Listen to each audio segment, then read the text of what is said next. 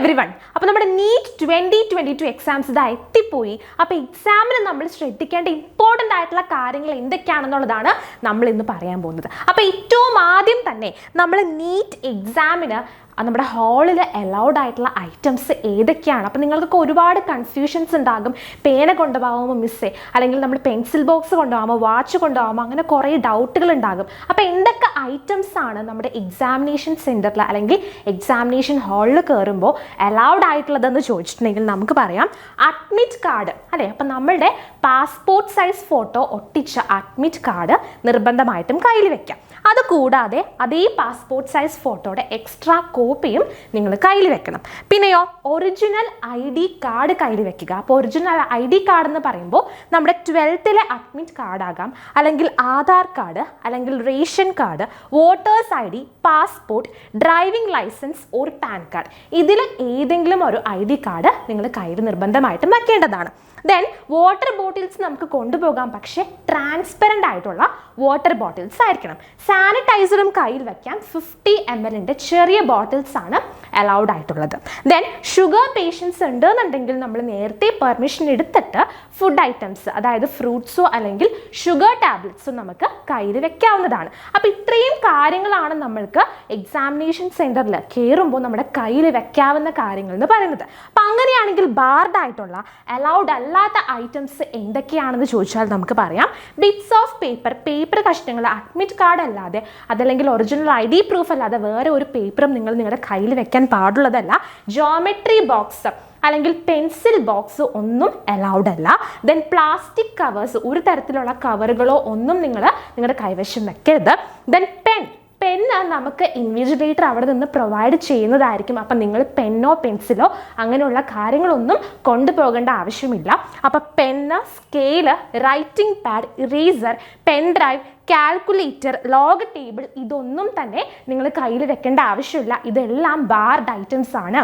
അതുകൂടാതെ mobile phones, bluetooth, earphone, microphone, pager, health band, ഇതൊക്കെ barred items ആണ്. Then wallet, cooling glass, hand bag, belt, cap, watch, bracelet, ഇതൊന്നും നിങ്ങൾ കൈവശം വെക്കാൻ പാടുള്ളതല്ല. അതുകൂടാതെ ക്യാമറ, മെറ്റാലിക് ഐറ്റംസ്, അപ്പോൾ ശ്രദ്ധിക്കുക, മെറ്റലിൻ്റെ ഒരു ഐറ്റവും മെറ്റൽ ഡിറ്റക്ടർ വെച്ചിട്ട് ചെക്ക് ചെയ്യുന്നതാണ്. സോ മെറ്റാലിക് ഐറ്റംസ് ഒന്നും, ഇപ്പം നിങ്ങൾ ധരിക്കുന്ന ഡ്രസ്സാണെങ്കിലും അതിൽ മെറ്റാലിക് ആയിട്ടുള്ളതൊന്നും ഇല്ല എന്നുള്ളത് നിങ്ങൾ തീർച്ചയായിട്ടും ഉറപ്പ് വരുത്തുക. So camera, metallic items, ornaments, ഒരു തരത്തിലുള്ള ഓർണമെൻറ്റ്സും അലൗഡ് അല്ല. അതുപോലെ ഫുഡ് ഐറ്റംസ്, ഇതൊക്കെ നമ്മുടെ എക്സാമിനേഷൻ ഹാളിനകത്ത് കയറി കഴിയുമ്പോൾ ബാർഡ് ആയിട്ടുള്ള ഐറ്റംസ് ആണ്. അപ്പോൾ ഇതൊന്നും കൈവശം വെക്കാതിരിക്കാനായിട്ട് പ്രത്യേകം നിങ്ങൾ ശ്രദ്ധിക്കുക. ഇനി നമ്മൾ ഡ്രസ് കോഡിൻ്റെ കേസ് പറയുകയാണെങ്കിൽ അപ്പോൾ നിങ്ങൾക്ക് കുറേ ഡൗട്ട്സ് ഉണ്ടാകും എങ്ങനെയുള്ള ഡ്രസ്സാണ് ധരിക്കേണ്ടത് എന്നുള്ളത്. അപ്പോൾ ഡ്രസ് കോഡ്, അപ്പം നമ്മൾ എങ്ങനെയാണ് നീറ്റ് എക്സാമിന് പോവുക? നമ്മൾ ഏറ്റവും സിമ്പിളായിട്ട് ഏറ്റവും സിമ്പിളായിട്ട് ലൈറ്റ് കളേർഡ് ആയിട്ടുള്ള ഡ്രസ്സസ് ധരിക്കാൻ ശ്രദ്ധിക്കുക. പ്രിൻ്റൊക്കെ മാക്സിമം കുറവുള്ള ടീഷർട്ട്സോ അല്ലെങ്കിൽ കുർത്തീസോ, അതേപോലെ ടൈറ്റ് ആയിട്ടുള്ള ഡ്രസ്സസ് അവോയ്ഡ് ചെയ്യുക. ഇനി പാൻ്റ് ആണെങ്കിൽ ലൂസ് പാൻസ് ധരിക്കാനായിട്ട് ശ്രദ്ധിക്കുക. അതേപോലെ ഫ്ലാറ്റ് ആയിട്ടുള്ള ചപ്പൽസ്, ഇതായിരിക്കണം നമ്മളുടെ ഡ്രസ്സിങ് എന്ന് പറയുന്നത്. അപ്പോൾ ഡ്രസ് കോഡിൽ അലൗഡ് ആയിട്ടുള്ള പിന്നുള്ള ഐറ്റംസ് എന്ന് പറയുമ്പോൾ ബ്രേസസ്, ഇപ്പം നിങ്ങൾ ബ്രേസസ് വെയർ ചെയ്യുന്നുണ്ടെന്നുണ്ടെങ്കിൽ കുഴപ്പമില്ല, അത് അലൗഡ് ആണ്. ഇനി പ്ലാസ്റ്റേഴ്സ് ഒക്കെ ഉണ്ടെന്നുണ്ടെങ്കിൽ അതും കുഴപ്പമില്ല, അതും അലൗഡ് ആണ്. ഇനി ടാറ്റു, അപ്പം നിങ്ങളുടെ കയ്യിൽ പെർമനൻറ്റ് അല്ലെങ്കിൽ ഏതെങ്കിലും ബോഡി പാർട്ടിൽ പെർമനൻ്റ് ആയിട്ടുള്ള ടാറ്റു ഉണ്ടെന്നുണ്ടെങ്കിൽ നിങ്ങൾ കുറച്ച് നേരത്തെ സെൻറ്ററിൽ റിപ്പോർട്ട് ചെയ്യണം ഫ്രിസ്കിങ്ങിന് വിധേയമാകാനായിട്ട്. ഇനി ടെമ്പററി ടാറ്റൂസ് ആണ് നിങ്ങളുടെ കയ്യിലുള്ളതെന്നുണ്ടെങ്കിൽ അത് നിർബന്ധമായിട്ടും നിങ്ങൾ റിമൂവ് ചെയ്തിട്ട് വേണം എക്സാമിനേഷൻ ഹാളിൽ എത്താനായിട്ട്. ദെൻ സ്പെക്സ് അല്ലെങ്കിൽ ഐലെൻസ് അലൗഡ് ആണ്. എങ്ങനെയുള്ളപ്പോഴാണ്? പവർ ഉള്ളതാണെങ്കിൽ, അപ്പം നിങ്ങൾ സ്പെക്സ് വെയർ ചെയ്യുന്ന ആൾക്കാരാണ് അല്ലെങ്കിൽ ഐലെൻസ് ഉപയോഗിക്കുന്ന ആൾക്കാരാണ് എന്നുണ്ടെങ്കിൽ അത് അലൗഡ് ആണ്, പക്ഷേ പവർ ഉള്ളതാണെങ്കിൽ മാത്രം. ദെൻ കസ്റ്റമറി ഡ്രസ്സസ് അലൗഡ് ആണ്. ഇപ്പം നിങ്ങൾ ഹിജാബൊക്കെ ധരിച്ചാണ് എത്തുന്നത് എന്നുണ്ടെങ്കിൽ നമ്മൾ എന്ത് ചെയ്യുക? നേരത്തെ അറ്റ്ലീസ്റ്റ് 1 hour ബിഫോർ എങ്കിലും സെൻറ്ററിൽ റിപ്പോർട്ട് ചെയ്യുക പ്രോപ്പർ ആയിട്ടുള്ള ഫ്രിസ്കിങ്ങിന് വിധേയമാകുന്നതിന് വേണ്ടി. അപ്പോൾ കസ്റ്റമറി ഡ്രസ്സസ് അലൗഡ് ആണ്, പക്ഷേ നമ്മൾ നേരത്തെ തന്നെ സെൻറ്ററിൽ റിപ്പോർട്ട് ചെയ്യേണ്ട ഒരു ആവശ്യകതയുണ്ട്. ദെൻ ഹാഫ് സ്ലീവ് അല്ലെങ്കിൽ സ്ലീവ്ലെസ് ആയിട്ടുള്ള ടോപ്സ് ആണ് നമ്മൾ പ്രിഫർ ചെയ്യേണ്ടത്. ഫുൾ സ്ലീവ് അലൗഡ് അല്ല. 3/4 വരുന്ന സ്ലീവുകളും എന്താണ് അലൗഡ് അല്ല. ഹാഫ് സ്ലീവ്സ് മാത്രമേ അലൗഡ് ആയിട്ടുള്ളൂ. അതേപോലെ ലൂസ് പാൻസ് ധരിക്കാനായിട്ട് ശ്രദ്ധിക്കുക. ദെൻ ലൈറ്റ് കളേർഡ് ആയിട്ടുള്ള, അപ്പം നമ്മൾ പറഞ്ഞതുപോലെ തന്നെ ലൈറ്റ് കളേർഡ് ആയിട്ടുള്ള പ്രിന്റ് വളരെ കുറവ് വരുന്ന സിമ്പിൾ ആയിട്ടുള്ള ടീഷർട്ട്സോ ടോപ്സോ ധരിക്കാനായിട്ട് ശ്രദ്ധിക്കുക. അതേപോലെ ചപ്പൽസ്, നമ്മൾ സാധാരണ വീട്ടിൽ ധരിക്കുന്ന ചപ്പൽസ് ഇട്ട് വരുന്നതാണ് ഏറ്റവും അനുയോജ്യം എന്ന് പറയുന്നത്. ഇനി അപ്പോൾ ഡ്രസ് കോഡിൽ തന്നെ നമുക്ക് വീണ്ടും ബാർഡ് ആയിട്ടുള്ള ഐറ്റംസ് ഏതൊക്കെയാണ് എന്ന് നോക്കിക്കഴിഞ്ഞാൽ നമുക്ക് പറയാം. Clips, hair band. അപ്പം നമ്മൾ സാധാരണ നമ്മുടെ എന്താണ് ഹെയറിൽ യൂസ് ചെയ്യുന്ന clips, bun, hair band, bush, rubber band ഇതൊന്നും അലൗഡ് അല്ല. അപ്പോൾ ഓപ്പൺ ഹെയറിലായിരിക്കും നമ്മൾ എക്സാം കൊടുക്കേണ്ടത്.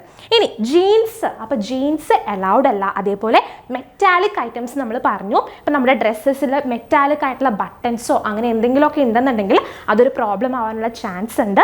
അതുപോലെ നമ്മൾ ഇന്നർ വെയേഴ്സ് ധരിക്കുമ്പോഴും മെറ്റാലിക് ഹുക്സ് ഒക്കെ ഉണ്ടെന്നുണ്ടെങ്കിൽ അതും ഒരു പ്രോബ്ലം ആവാനുള്ള ചാൻസ് ഉണ്ട്. അപ്പോൾ ബനിയൻ ടൈപ്പ് ആയിട്ടുള്ള ഇന്നർ വെയേഴ്സ് നിങ്ങൾ ധരിക്കാനായിട്ട് ശ്രദ്ധിക്കുക. ഇനി ടൈറ്റ് ആയിട്ടുള്ള ട്രൗസേഴ്സ്, ജെഗിൻസ്, അപ്പോൾ ടൈറ്റ് ആയിട്ടുള്ള പാൻറ്റുകൾ അലൗഡ് അല്ല. ലൂസ് പാൻസ് ധരിക്കാനായിട്ട് ശ്രദ്ധിക്കുക. അതുപോലെ ബെൽറ്റ് അലൗഡ് അല്ല. കോളർ നെക്കുള്ള ഡ്രസ്സസ് ഒന്നും അലൗഡ് അല്ല. അപ്പം നിങ്ങൾ ഷർട്ട്സ് ധരിക്കാതിരിക്കാനായിട്ട് ശ്രദ്ധിക്കുക. ടീ ഷർട്ട്സ് ആണ് കൂടുതൽ നിങ്ങൾ പ്രിഫർ ചെയ്യേണ്ടത്. ദെൻ ക്യാപ്പ് അലൗഡ് അല്ല. ദെൻ നെയിൽ പോളിഷ്, മെഹന്തി അങ്ങനെയുള്ള എന്തെങ്കിലും ഉണ്ടെങ്കിൽ അതൊക്കെ റിമൂവ് ചെയ്തിട്ട് എക്സാമിനേഷന് എത്തുക. ദെൻ വാച്ച് അലൗഡ് അല്ല. അതുപോലെ ഫുൾ സ്ലീവ് അല്ലെങ്കിൽ 3/4 കൈയുള്ള ഡ്രസ്സസ് അലൗഡ് അല്ല. ഹാഫ് സ്ലീവ് ഓർ സ്ലീവ്ലെസ് മാത്രമേ അലൗഡ് ആയിട്ടുള്ളൂ. ദെൻ ഫ്രില്ല് അല്ലെങ്കിൽ ഫ്ലെയർ ഉള്ള ഡ്രസ്സ്, ഇപ്പം നിങ്ങൾ ഒരുപാട് ഫ്ലെയർ ഉള്ള പട്യാല ടൈപ്പ് പാൻസ് ഒക്കെ ആണെന്നുണ്ടെങ്കിൽ അതൊന്നും ധരിക്കാതിരിക്കാനായിട്ട് ശ്രദ്ധിക്കുക. അതുപോലെ ദുപ്പട്ടയൊന്നും അലൗഡ് ആയിരിക്കില്ല. ദെൻ ഷൂസ്, അതേപോലെ ഹൈ ഹീൽസ്, ഷൂസ് എന്തായാലും അലൗഡ് അല്ല. അതുപോലെ തന്നെ ഹൈ ഹീൽസും അലൗഡ് അല്ല. ഫ്ലാറ്റ് ആയിട്ടുള്ള സാധാരണ ചപ്പൽസ് മാത്രമാണ് എക്സാമിനേഷന് അലൗഡ് ആയിട്ടുള്ളത്. അപ്പോൾ ഇത്രയും കാര്യങ്ങൾ നിങ്ങൾ ഡ്രസ് കോഡിൽ പാലിക്കേണ്ടതായിട്ടുണ്ട്. നമ്മൾ ഏറ്റവും സിമ്പിളായിട്ട് ഡ്രസ്സ് ചെയ്ത് പോവുക, അല്ലാതെ നമ്മൾ ബാർഡ് ഐറ്റംസിൽ പറഞ്ഞിരിക്കുന്ന കാര്യങ്ങളൊന്നും ഇട്ടിട്ട് പോവാതിരിക്കുക. പിന്നെ നമ്മൾ എക്സാമിനേഷന് പോകുന്നതിന് മുൻപ് നമുക്ക് എന്തൊക്കെ കാര്യങ്ങൾ ശ്രദ്ധിക്കണം എന്നുള്ളത് നമുക്ക് നോക്കാം. അപ്പോൾ ആദ്യം തന്നെ നമ്മൾ എന്ത് ചെയ്യുക, നമ്മളുടെ ഒഫീഷ്യൽ വെബ്സൈറ്റിൽ നിന്നും നമ്മളുടെ അഡ്മിറ്റ് കാർഡ് ഡൗൺലോഡ് ചെയ്യുക. ഏതാണ് നമ്മുടെ എക്സാമിനേഷൻ സെൻറ്റർ എന്നുള്ളത് നേരത്തെ നോക്കി വെക്കുക. ഓക്കെ, അപ്പോൾ എക്സാമിനേഷൻ സെൻറ്റർ എവിടെയാണെന്നുള്ളത് നമ്മൾ എത്ര നേരം മുമ്പ് അവിടെ എത്തണം എന്നുള്ള കാര്യങ്ങളൊക്കെ നേരത്തെ തന്നെ നമ്മൾ ഉറപ്പ് വരുത്തേണ്ട ഒരു ആവശ്യകതയുണ്ട്. ദെൻ അഡ്മിറ്റ് കാർഡ് നിങ്ങൾ ഡൗൺലോഡ് ചെയ്തിട്ട് നമ്മൾ അപേക്ഷാ സമയത്ത് ഏത് ഫോട്ടോയാണോ അതിൽ അപ്ലോഡ് ചെയ്തിരിക്കുന്നത് അതേ ഫോട്ടോ തന്നെ, അതേ പാസ്പോർട്ട് സൈസ് ഫോട്ടോ തന്നെ നിങ്ങൾ അഡ്മിറ്റ് കാർഡിൽ ഒട്ടിക്കാനായിട്ട് ശ്രദ്ധിക്കണം. അതുകൂടാതെ എക്സ്ട്രാ ഒരു പാസ്പോർട്ട് സൈസ് ഫോട്ടോ നിങ്ങളുടെ കയ്യിൽ, ആ സെയിം പാസ്പോർട്ട് സൈസ് ഫോട്ടോ നിങ്ങളുടെ കയ്യിൽ വെക്കുകയും വേണം.